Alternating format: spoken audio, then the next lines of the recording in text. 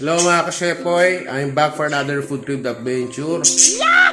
Andito na naman ulit tayo, no? Dito muna tayo ulit sa bahay. Backyard cooking muna tayo. So, magluluto tayo ng... samahan niyo pala ako. Sorry. Magluluto tayo ng simple recipe ng chop suey. So, maraming version. Ito yung parang easy lang, no? Easy recipe ng pagluluto ng chop suey. So, let's go. So, andito, no, nagpahiwa na ako sa katulong namin ito. Ng sibuyas, meron tayong konting hipon, manok, mga laigo, gulay, ayan, meron. Tapos, meron na rin akong ginawang ready na slur.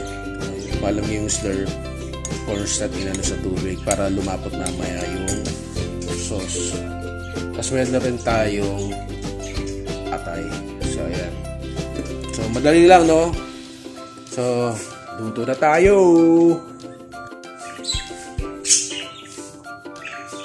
So, nagpainit na ako ng kawali, mga ka-Shepoy, yan. So, lagyan na natin ng mantika. So, pasensya na kayo, at maingin na naman itong mga lovebirds. Sana all me love, no? Huwag hindi lang bird. Joke lang. So, tignan natin pag umitinit. Isa na tayo nung pampalasa yung regalo. So, meron na palang ginawa yung katulong namin na yung ready to, bawang hindi na maghihira. So, ayan. Tignan natin. So, siguro pwede na yan. So, unahin natin itong manok. Sabi ko ito ay version ko, mga ka-Shepoy, kaya may kanya-kanya tayo. Gusto ko lang itong unahin lutuin yung manok.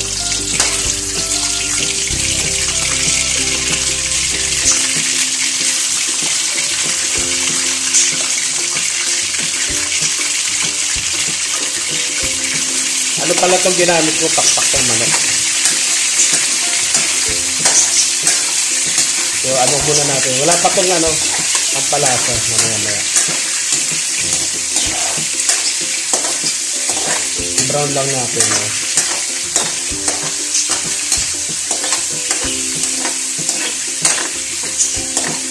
Bango agad. Wala pa ang timpla.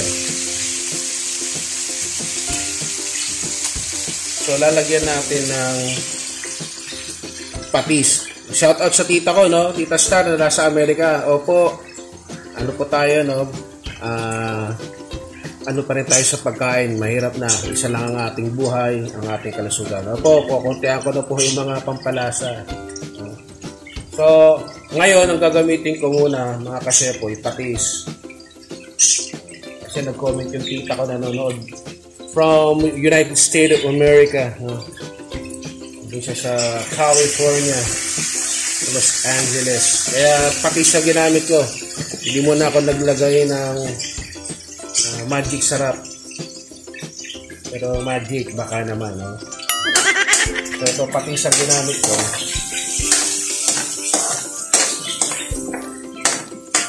Pero yung seasoning lalagyan ko pa rin, no? Konti lang. Kasi nag-comment ang tita ko. Ang dami ka daw nilalagyan ng mga pampa-enhancer. So, konti lang. Pampakulay lang. At konting papalasa yung konti lang, ha. Tita, ha. Ayan na.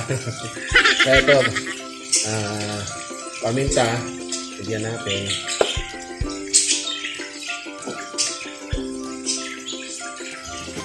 Pa-brownin lang natin itong manok. Saka natin ilagay yung ibang karne. Ito ay easy recipe, no? Easy chop suey recipe. Meron pa akong ibang version, pero ito lang kasi madali, no? At ito lang din yung available na ingredients.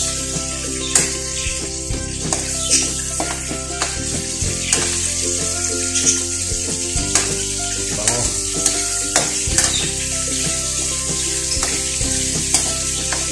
So, balikan ko kayo, mga ka-Shepoy. Pa-browning ko lang to, ha. Alright. So, ayan na, mga ka-Shepoy, no? Nag-brown na siya. Nag-brown na siya. So, lagay natin yung hipon. Lagyan natin. Masarap. Yung hipon, magaling na maluto yan. Saglit lang, nag-orange ko siya. Then, para lumasa na, lagay na natin yung sibuyas.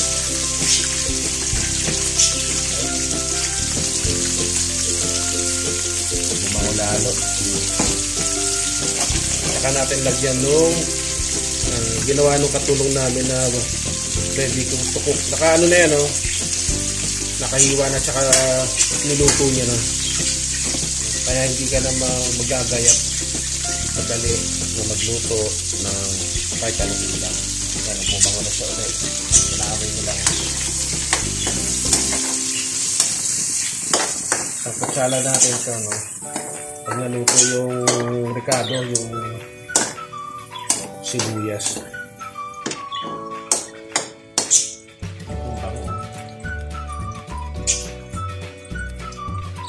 Parang ano na yun. Pwede lang gawing sizzling. Hindi, joke lang. Ayun, sarap ang mga kasyepo yun. So, pag mantika yung manok, kaya medyo dumami yung mantika. Pero okay lang yan. Ano naman natin yun. Nilagyan natin ng sabaw.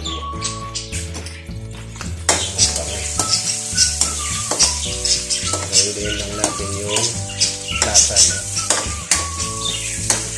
So maraming version ng chop suey. Wala lang kasi tayong nakabili ng cauliflower. Minsan lalagyan ko pa ng mushroom. Pero at least meron kaming pinabiling sitsaro. So ngayon sama na natin yung atay. Ito yung atay. Atay at puso ng manok.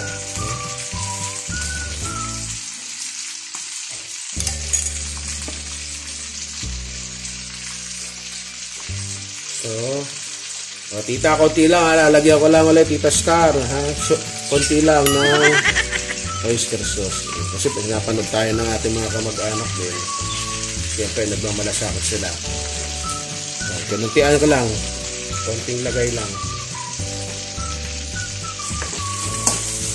Bango.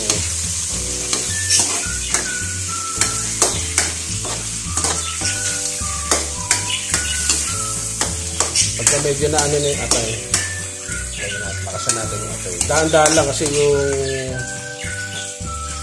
atay ay nadudurig eh. So, lutuin lang natin ito.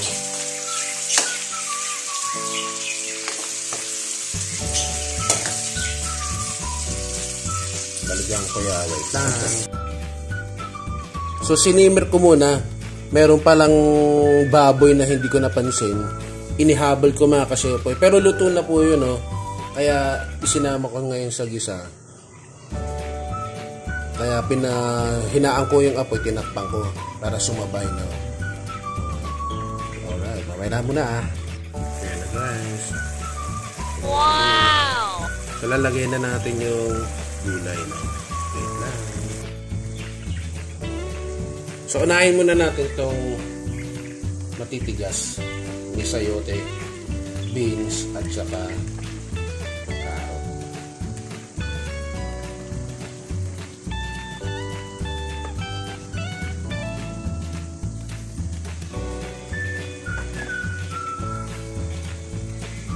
Sutay muna natin yan.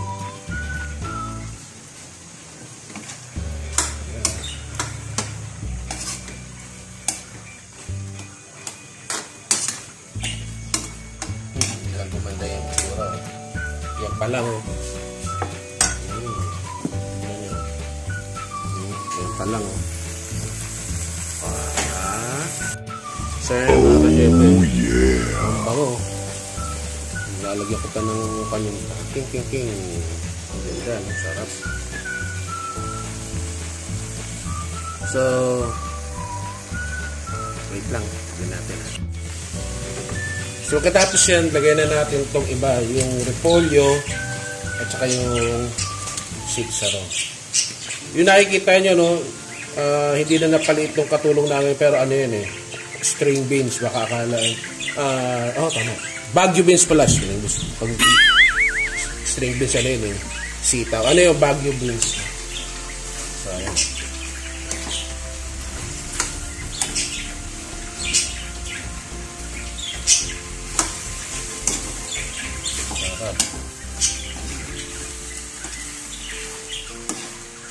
So, titikman ko muna to kung may kulang ba.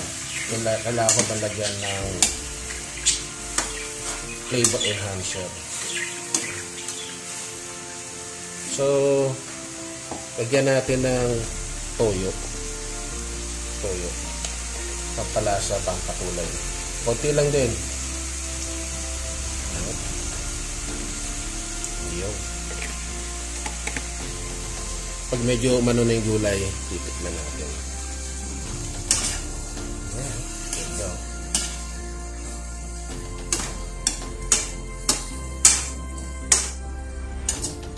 Minsan pang may version ako yung isa, yung pang malakasan pag may mga handa. Meron pa tong cauliflower. Tapos may mushroom. Yung mushroom, pwede yung nasa lata. Pwede rin yung tenga ng daga. Pwede rin yun. Siguro minsan magluluto ako yung meron na yung tinatawag na mushroom na tenga ng daga.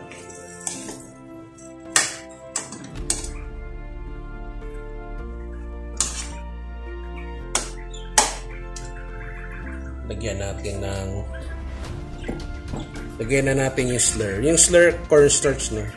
Na may tubig ito.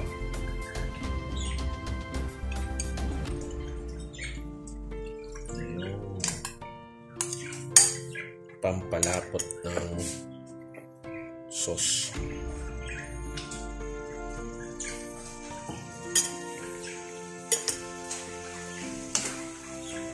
Tingnan nyo nga kasi ito yan. Oh, wait lang. Wow. Oh my God! Wow!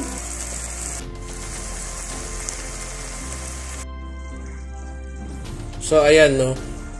Dinagdagan ko siya ng sabaw kasi medyo naging masyadong sticky, yung slur.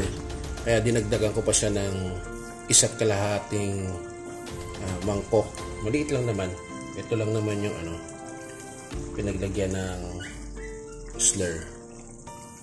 Tapos, lagyan natin ng konting asin lang kasi ayaw ng tita ko nanonood. Pag na masyado madami preservative flavoring. So, ayan, asin lang yan, tita. Ayan, shout out sa mga kamag-anak ko nasa Amerika, no? Kay Kuya Vic, sa kanyang mga anak, asawa, sa kanyang pamilya, at sa iba pa mga kamag-anak ko, no? Dito sa Pilipinas at sa ibang bansa. Yung sa father side ko rin, no? Yung Alip family, relatives. So, ayan, no?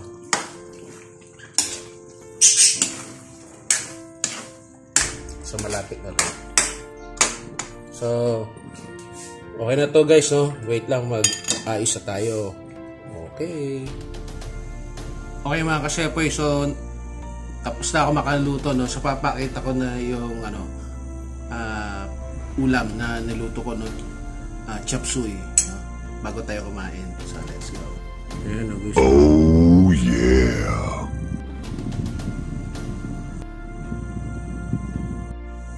So, bago tayo kumain, mga kasepoy, pasalamat muli tayo, no? Let us pray. Panginoon, maraming salamat po sa biyayang ito sa pangalan ni Kristo. Amen. So, let's eat. So, ito muna, guys. Sarap. First bite, no? Ito. Wala mo ng kanin. Ito, may hipon, no? May Baguio beans. Takto. So, okay din yun, no? Lumasa naman. So, okay na din yun, no? Parang semi-natural. Wala akong masyadong nilagay na flavor enhancer. So, salamat po, Tita Star. Nag-comment ka na masyadong madami mga preservative. Tama naman yun. So, ito na. With rice na. Wow! So kung may pagkain kayo dyan, mga ka-chef, sabay kayo. Food trip tayo. Ito, atay, at saka may puso ng manok.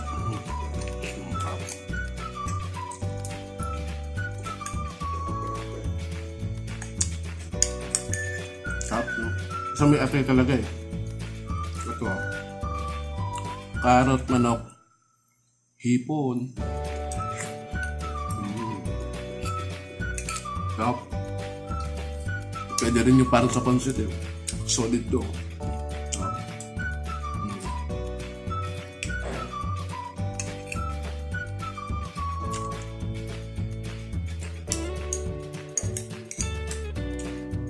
So itong recipe na to, easy ha. My version at easy recipe. Saglit ko lang niluto. Tsaka masarap. Luto siya na alam mo yung crispy pa. Hindi katulad yung iba na pa nagugulay eh, wala na yung sustansya sa sobrang luto. Labsan. Ito okay. Parang Chinese style.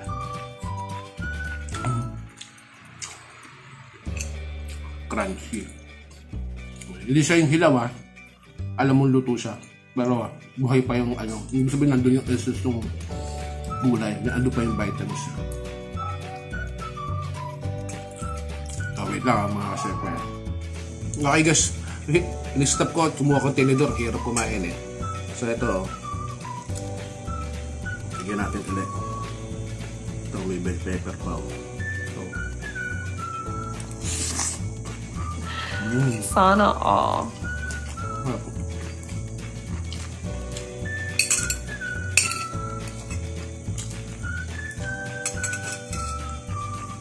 Kasi ito, luto din naman yung baboy oh. Laki ng baboy. Sorry. Wow! So bago ko ubusin sa mga kasepoy, please subscribe, like, comment, share. At sa mga magsasubscribe at saka sa mga nag-subscribe na no, ilagay nyo po doon sa notification bell sa all para po lagi kayong updated pag meron akong bagong video na i-upload ko sa aking YouTube channel. So dyan na muna kayo ha. Ingat po kayo. God bless. Paalam.